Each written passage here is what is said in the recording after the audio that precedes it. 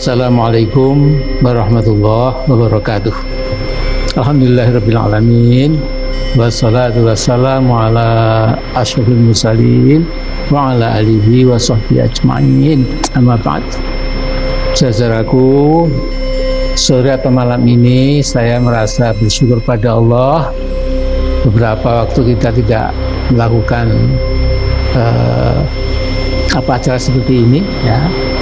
Sekalipun kita nggak bertatap muka, tapi insya Allah dengan memandang satu sama lain, ya, lewat virtual ini, yang penting hati kita, ya, insya Allah membuka, ya, untuk sesuatu yang mudah-mudahan dapat membuka cakrawala pemikiran kita, terutama menyangkut masalah masa depan kita. Jadi saudaraku, saya sudah agak lama juga merenung, ya, apa yang sesungguhnya menimpa negara bangsa kita ini. Sudah 75 tahun merdeka, tapi sepertinya, ya, keadaan kita sekarang ini itu justru mungkin, maaf, ini yang paling gawat, ya. Saya lahir 1 tahun sebelum tahun 45, ya. Saya kecil sampai besar, dewasa, sampai tua seperti sekarang ini, itu tentu tidak pernah atau bahkan merasa salah kalau tidak mengikuti perkembangan bangsa negara kita yang kita cintai ini, ya. Nah, refleksi saya itu saya buat dalam risalah kebangsaan, ya. Memang ini sepertinya kalau orang awam atau ya bukan, bahkan teman-teman saya, ya, mengatakan, Pak Amin kok demikian tajam tuh Pak Amin. Nah, Anda kalau sudah paham demokrasi, jangan lupa kita diberi hak sepenuhnya untuk mengekspresikan pendapat kita, ya, supaya kemudian pendapat kita itu akan beradu, akan, ya, bersaing dengan pendapat-pendapat lain. Biarkanlah nanti bangsa Indonesia, masyarakat kita ini akan memilih, ya. Nanti yang ada isinya, ada substansinya akan terus berjalan, akan diikuti. Tapi yang kemudian destruktif, misalnya predatorik, ya, predator, ya, bahkan akan memangsa kepentingan bangsa, biarlah terlempar ke sampah sejarah, ya. Nah, saya mencatat ada 13 masalah, ya, yang memang tidak mengada-ada, ya. Jadi saya dan saudara sekalian, ya, kan dididik, ya, di sekolah maupun di kampus, kalau berpendapat tidak boleh hanya asal bicara, ya, tapi disokong, didasarkan kepada facts and figures, ya. Jadi fakta dan angka-angka, ya, yang kemudian bisa meyakinkan bahwa itulah yang sedang terjadi, itulah pilihan kita, barangkali seperti itu, ya. Tentu saya sadar bahwa yang saya sampaikan ini menimbulkan pro dan kontra, ya. Tapi di sini pun saya tidak menantang, ya, tapi mengajak, mumpung masih ada waktu, mengapa kita nggak berdiskusi, bukan berdebat, berdiskusi, ya, mencari jalan keluar dari kesemrautan sekarang ini, ya. Dan ini sumbangsih saya secara kecil-kecilan, enteng-entengan istilah saya, siapa tahu akan memberikan tambahan wawasan buat kita semuanya. Nah, saudara-saudaraku, ya, jadi 13 bab yang saya angkat itu memang, maaf, ya, kepada mereka yang mungkin, ya, sudah mengambil posisi lebih dulu, tentu ini akan nggak diterima, nggak apa-apa, ya. Tapi yang jelas, yang pertama, saya melihat bahwa rezim Pak Jokowi ini itu sesungguhnya sadar apa tidak telah melakukan pemecahan bangsa kita, dibelah. Ya. Jadi terasa sekali bangsa kita dibelah, ya. Yang satu itu mendapatkan segala macam angin, ya, yang agak kencang demikian. Yang lain itu disumpet, maaf ini ya. Jadi yang termasuk katakanlah pendukung, ya, itu apapun dibetulkan, sementara yang berbeda pendapat itu kemudian dikonten, ya, ditutup, ya, bahkan kadang-kadang dicoba dimusnahkan, ya, dalam arti politik. Ya. Ini tentu tidak elok sama sekali, ya. Jadi tidak boleh sebuah pemerintahan berkuasa kemudian setiap kali ada opini dari publik yang tidak selaras, apalagi sampai kritis, apalagi sampai korektif, itu kemudian dihilangkan dengan segala macam cara, itu tidak boleh. Ya. Dan yang kedua, ya, memang saya melihat itu komunisme diberi angin yang sangat kencang dalam kepemimpinan Pak Jokowi ini. Ya. Jadi ini ada kaitannya juga dengan Lebensraum yang dilakukan oleh Cina, ya. Itu karena ada kaitan luar biasa, ya.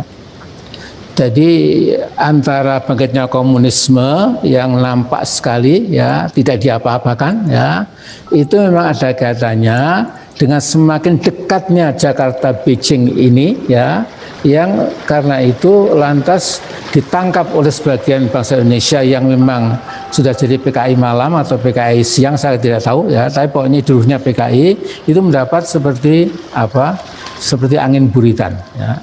Ini berbahaya, ya. Sudah saya di sini tidak mengatakan secara kualitatif, tapi insya Allah didukung oleh segala macam angka-angka secara internasional, ya, bagaimana komunisme itu membasmi musuhnya secara sangat bengis, biadab, ya, dan ini harus kita waspadai, ya. Nah kemudian saudara sekalian, saya juga memotret, ya, bahwa zaman Pak Jokowi ini yang namanya demokrasi itu sudah tinggal kerangka saja, casing saja, ya. Isinya itu adalah otoritarisme. Ya. Jadi nampak sekali kita ini melihat bagaimana otoritarisme itu telah membuka keran luar biasa supaya oligarki, ya, yang kemudian mendikte kita semua ini, ya, itu menjadi kawin dengan sikap pemerintah yang otoriter itu, menutup dari segala macam kritik, segala macam koreksi, segala macam pendapat yang berbeda, ya. Kemudian diam-diam bangun oligarki yang sangat ketat, ya. Oligarki ini pada akhirnya itu juga akan merugikan kepentingan bangsa seluruhnya, ya. Nah, jadi nanti bisa kita baca semuanya, ya. Kemudian kita sudah tidak usah mengatakan lagi bahwa bab ke-8 itu mengatakan ekonomi kita makin suram, ya. Jadi ada tokoh yang bukan ekonom mengatakan ya sudah 99% kita memang sudah resesi, tapi nggak sampai kritis, ya. Nggak ada krisis, nggak sampai krisis, ya. Ya saya kira seperti ini itu seperti orang yang tidak tahu apa yang sedang dibicarakan, ya. Nah kemudian bab 9 yang saya perhatikan sejak dulu, ya. Mengapa dulu saya sampai pada zaman Orde Baru itu sampai disingkirkan, ya, katakanlah dari panggung politik, ya. Kemudian ya cerita masa lalu lah, ya. Jadi bagaimana saya dianggap kerikil, ya, buat Orde Baru waktu itu karena terlalu sering saya mengkritik, ya, keberadaan Freeport-McMoRan yang menguras tembaga kita, ya, perak kita, ya, emas kita, mungkin uranium kita juga secara semena-mena, itu sudah saya angkat waktu itu, ya. Tapi ada risikonya kemudian saya dianggap, ya, anak nakal begitu, ya. Tapi itulah sampai sekarang justru makin membuncah, ya. Jadi saya kira nanti akan saya terangkan juga bahwa sekarang istilah reformasi itu sudah agak kuno, ya. Reformasi itu sekarang sudah ketinggalan zaman ya. Karena reformasi itu sudah sebagian sudah selesai ya. Jadi misalnya otonomi daerah sudah kita nikmati ya, kebebasan pers sudah kita nikmati ya. Kemudian mengembalikan hak-hak demokrasi sipil ya, agar difungsi ABRI itu kemudian dikoreksi sehingga tidak ada lagi 20% anggota DPRD kabupaten maupun wilayah provinsi maupun DPR RI itu ada 20% itu otomatis diberikan secara gratis, tidak ada lagi. Ini juga berkat reformasi. Dan kemudian juga kita mengetahui bahwa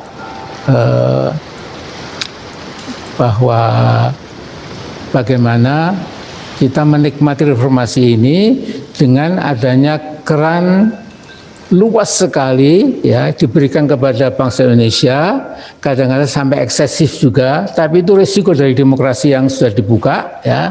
Dan ini memang sudah kita nikmati, tapi seperti kalau Anda baca buku ini ya, saya sampaikan terlalu lama bahwa masa kita sudah berbeda ya.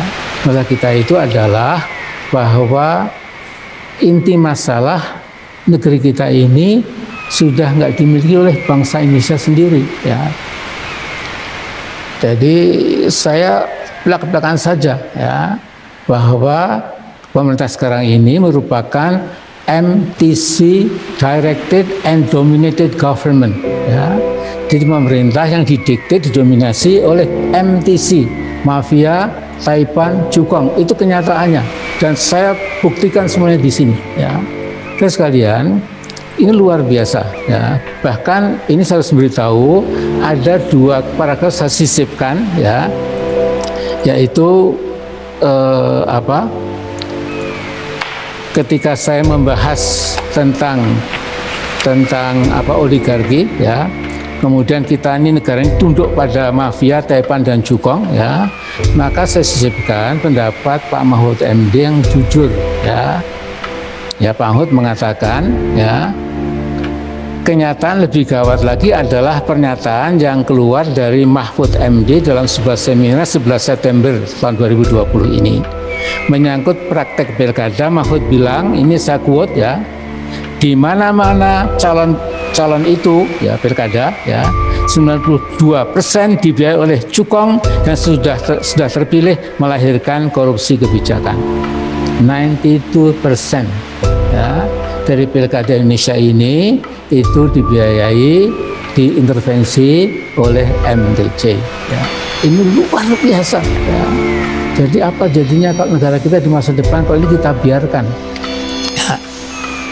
Jadi pernyataan jujur Mahfud ini sudah sangat ekstrim, sulit untuk mencari pernyataan yang lebih lugas dan lebih ekstrim dari pernyataan ini. Namun sayangnya masyarakat terkesiap sebentar, kaget. Wah, Pak Mahfud bilang seperti itu, luar biasa kita ini. Dan kemudian kita tidur lelap lagi. Jadi kita memang sedang mengalami musibah besar. Ya. Terus sekalian, kemudian mengenai ekonomi yang suram, tinggal dibaca saja ya. Kemudian di sini saya sisipkan ya tentang pengelolaan sumber daya alam yang maaf ugal-ugalan ya, yang sudah difoto, dipotret oleh ahlinya yang terkemuka yaitu Pak Marwan Batubara ya. Sehingga bab 9 ditulis pengelolaan SDA yang terang-terangan menentang pasal 33 Undang-Undang 45 dan menabrak aturan perundang-undangan yang ada ya. Dan mengenai kesehatan ya itu juga sudah tulis di sini. Pendidikan ya, ini agak lucu ya, ahli pergojekan disuruh mengelola pendidikan ya, sehingga carut-marut luar biasa ya. Nah kemudian yang bab ke-12 itu menerapkan psikologi ketakutan ya. Sekarang ini orang dibayang-bayangi apa semacam ketakutan, mau bicara takut, mau kadang-kadang kirim SMS ke teman saja sudah ketakutan, jangan-jangan nanti disadap dan lain-lain ya, kemudian risikonya bisa panjang ya. Nah kemudian mengenai Papua, saudara-saudara, ini saya juga menganjurkan janganlah kita anggap enteng ya. Di sini sudah saya katakan ya bahwa tokoh-tokoh Papua Barat maupun Papua ya dengan hampir secara serempak sudah mengatakan enough is enough ya. Karena itu saya anjurkan Pak Jokowi dan teman-teman yang sedang memegang kekuasaan, tolong Papua dan Papua Barat itu dirangkul sebagai bagian integral ya. Jadi jangan lagi pendekatan security approach ya. Ini sudah tidak laku lagi ya, dan tidak usah saya ulangi lagi ya. Nah, sekarang saya pada rekomendasi ya, saudara sekalian ya. Jadi saya memotret 13 butir masalah yang saya angkat itu merupakan pencapaian negatif Pak Jokowi, negatif achievement ya. Nah, karena itu mengapa kok tidak berhasil ya? Saya meloncat lewat argumen saya itu pada kesimpulan bahwa the crux of the problem adalah bahwa yang telah terjadi itu adalah leadership failure ya. Jadi kegagalan kepemimpinan. Mengapa? Karena memang maaf nih Pak Jokowi menurut saya ya tidak punya kompetensi ya. Setelah diuji ya 5 tahun sesungguhnya sudah nggak berhasil ya, tapi dengan pemilu yang kita ketahui ya seperti itulah ya, itu jelas itu memang tidak kompeten ya. Nah, tapi saya tetap masih masih punya pengharapan ya. Nah, sesungguhnya sejak awal itu ya saya katakan ya bahwa Pak Jokowi itu sudah membawa portfolio of failure ya. Jadi from day one ya sesungguhnya itu memang tidak kompeten ya. Makanya maaf, betul kata Pak Yusuf Kalla mengatakan sebaiknya kan jadi gubernur dulu sampai selesai atau anggota DPD atau DPR MPR, karena tidak bisa memegang negara kok uji coba, tidak bisa, hancur negara kita, hancur demikian kata Pak Kalla. Dan saya kira sekarang ini ramalan Pak Kalla itu agak sedikit terbukti ya, agak. Tapi agak itu bisa juga sangat ya, sekalian.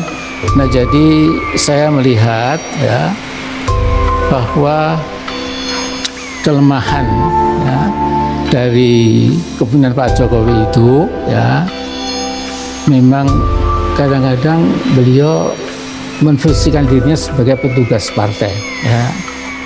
Kemudian yang kedua ya, ada pengamat asing ya, bukan karena asing kemudian saya terpikat, bukan ya, tapi dia memotret masalah itu agak cukup jelas ya.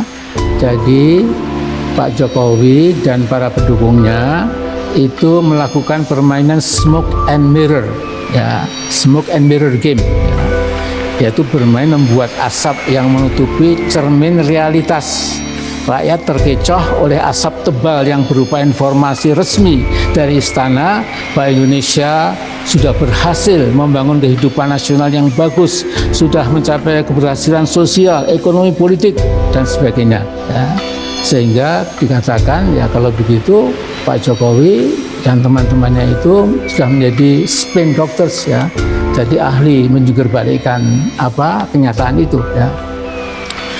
Tapi asap itu sekarang sudah mulai terang ya, sehingga sekarang kelihatan ya bahwa selama ini kita nggak berhasil ya, yang terjadi adalah sebaliknya ya. Nah, sementara itu maaf, ini saya sampaikan betul-betul, saya ingin membuat imbauan pada TNI dan Polri. Menurut pasal 30 D45, TNI, AD, AL, dan AU sebagai alat negara bertugas mempertahankan, melindungi, dan memelihara keutuhan dan kedaulatan negara. Sedangkan Kepolisian Negara Republik Indonesia sebagai alat negara yang menjaga keamanan dan ketertiban masyarakat, bertugas melindungi, mengayomi, melayani masyarakat, serta menegakkan hukum. Nah, jadi saudaraku, para anggota TNI dan pimpinannya, para Polri dan pimpinannya, ingat Anda itu bertugas menjaga negara ini. Ya. Pemerintah yang bisa memainkan peran ya sesuai dengan kebutuhan negara, ya kebutuhan dengan bangsa juga, dan melakukan pemerintahan sesuai dengan Undang-Undang Dasar 45 itu wajib didukung. Tidak bisa, tidak harus didukung. Ya. Tapi kalau pemerintah itu ternyata tidak berhasil, maka memang tidak perlu didukung. Ya. Bayangkan Bung Karno kurang apa? Ya. Tapi pada waktu Bung Karno yang kita hormati dan kita cintai itu silap karena ketika itu tidak lagi ya, merepresentasikan kepentingan bangsa dan negara, saya malah membuat naskah dan lain-lain, akhirnya goodbye. Ya. Pak Harto kurang apa lagi? Bintang 5 seperti Pak Dirman, ya 32 tahun jadi presiden. Ya. Tapi karena sudah tidak lagi setia kepada kepentingan negara, ya sudah banyak yang terselewengkan karena beliau juga seorang manusia bisa khilaf, ya. Nah kemudian juga akhirnya goodbye. Ya. Pak Jokowi juga sama saja, ya. Pak siapapun, ya itu kalau rel yang ditempuh itu betul-betul Pancasila, betul-betul Undang-Undang Dasar 45, Bhinneka Tunggal Ika dan lain-lain harus kita dukung. Ya. Cuma rakyat yang gendeng yang nggak mendukung, ya. Tetapi kalau sudah sesuai lagi bahkan mengadu pada kepentingan asing misalnya, tentu goodbye. Ya. Karena itu Pak Jokowi, saya kasih Anda dua pilihan. Ya. Kalau mau terus, ya, kalau mau maju terus, ya benahi, jangan bangsa malah dipecah, ya. Kemudian terlalu dekat dengan Beijing, ya. Kemudian memberi angin pada komunisme, jangan dong, ya. Kemudian ulama yang amar ma'ruf nahi mungkar Anda persekusi, ya Anda itu maksud saya rapat-rapat Anda itu, ya Anda persekusi, Anda kriminalisasi, Anda demonisasi, ya. Sementara yang konco kemudian dilindungi itu nggak boleh, ya. Nah kemudian juga saya katakan di sini, ini adik-adik atau anak-anak milenial, ya. Jadi Anda adalah the cream of the nation, ya. Jadi Anda adalah la crème de la crème, the cream of the cream dari bangsa ini yang punya masa depan bagus sekali. Silahkan Anda dengan perangkat yang Anda miliki, yang teknologi savvy, jadi global citizen, yang suka change, yang tidak mau status quo, silahkan, ya. Tapi tolong jangan seperti milenial di Eropa dan Amerika yang cenderung jauh dari agama dan kadang-kadang juga tidak mau kenal sejarah bangsa sendiri, ya. Nah itu kemudian kalau memang tidak bisa Pak Jokowi, ya silakan, ya. Tapi saya mengharap Anda jangan mundur, gitu, ya. Karena apa Pak Jokowi? Ya kita sudah punya perangkat periode 5 tahunan, ya. Kalau ada pemerintah atau presiden yang tidak perform, ya tunggu sampai akhir, ya. Tapi selama 4 tahun ini Anda jangan seperti sekarang ini, ya. Maaf, Anda memecah belah bangsa. Anda terlalu dekat dengan RRC, ya. Utang kita makin menggunung, ya. Kemudian awas Ribbensrom dari Beijing itu, kita tidak buta sejarah, ya. Nah, jadi saya mungkin agak sedikit emosi, mohon maaf, ya. Tapi ini saya tulis ikhlas saja, ya. Karena akhirnya, ya Pak Jokowi, Anda dan saya sama saja, ya. Kita manusia biasa, bisa keliru, bisa keserimpet, bisa kepleset, bisa kesandung, ya. Hanya Nabi yang sempurna, ya. Nabi pun nggak pernah memaksa, apalagi cuma saya hanya bisa menyampaikan apa adanya. Seperti kata Nabi Syuaib itu, in uridu ila islaha mastata'tu wa ma taufiqi illa billah alaihi tawakkaltu wa ilahi unib, ya. Inilah yang saya sampaikan, apa yang saya yakini benar, ya, dan tidak mungkin ada keberhasilan kecuali izin Allah. Ya. Demikian aku diperintah dan demikian pula akan kembali kepada Allah. Ya. Saya kira itu dulu, saudaraku. Kembali kepada Mbak Moderator. Sekarang saya akan mendengar juga, ya, apa masukan, bantahan, silahkan dan lain-lain. Terima kasih.